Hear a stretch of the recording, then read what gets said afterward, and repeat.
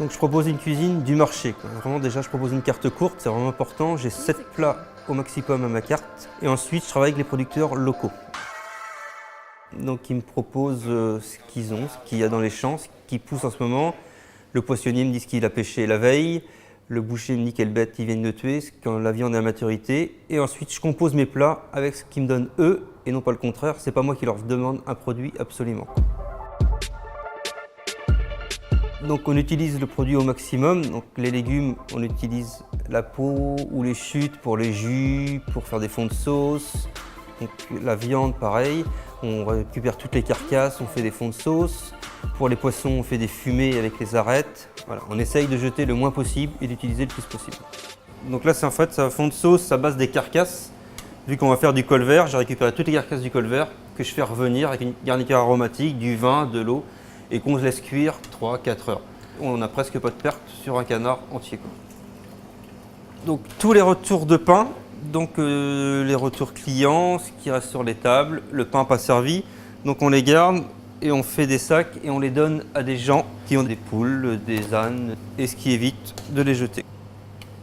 Tout est pesé, déjà pour la perte, pour la marge, et puis que le client s'y retrouve. Donc on fait à peu près une vingtaine de couverts par jour, ça représente 1,8 tonne de déchets annuels, et on en recycle à peu près 75%.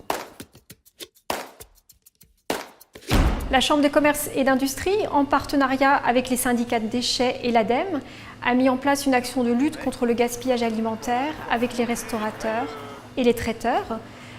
L'objectif, c'est de passer en revue l'ensemble des pratiques au sein des établissements, depuis l'acte d'achat, en passant par la cuisine, le service et la vie client, et de mettre en place des mesures correctives si besoin.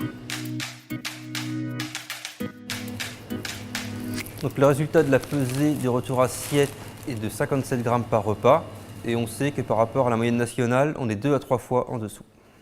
Alors oui, j'ai pris cette décision aussi pour sensibiliser d'autres restaurateurs. C'est pas une question d'argent, c'est une question de mettre les choses en place, et une fois qu'on est en place, ça devient facile. Mais il faut juste avoir l'idée et le faire, quoi.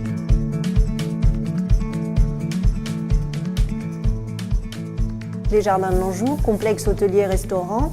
Nous sommes situés sur un parc de 7 hectares et nous réalisons entre 50 et 60 000 couverts par an. Alors niveau compostage, on a des seaux à compostage qui sont mis avant chaque service, dans lequel on met toutes nos garnitures. On composte tous les déchets, aussi bien de viande que de poisson. Il n'y a rien qui ne va pas au compost. Alors là, je vais récupérer le compost qui a été fait pour le service du midi par le chef de cuisine, que je vais peser et que je vais emmener en zone de compost. Aujourd'hui, on a remis 57 kg de déchets alimentaires au compost. Et pour le mois d'octobre, on aura mis 535 kg de déchets alimentaires. Alors là, je mets les déchets alimentaires dans la zone de compost. Hop là, dans du broyat. Pour recouvrir les déchets alimentaires. Et là, le compost qui a été fait depuis quelques mois est réutilisé pour le potager, pour les carottes, les salades ou les plantes aromatiques. Nous avons entrepris cette campagne de compost depuis 10 mois au sein de notre structure, ce qui représente pour l'entreprise un gain de 100 € par mois au niveau des ordures ménagères.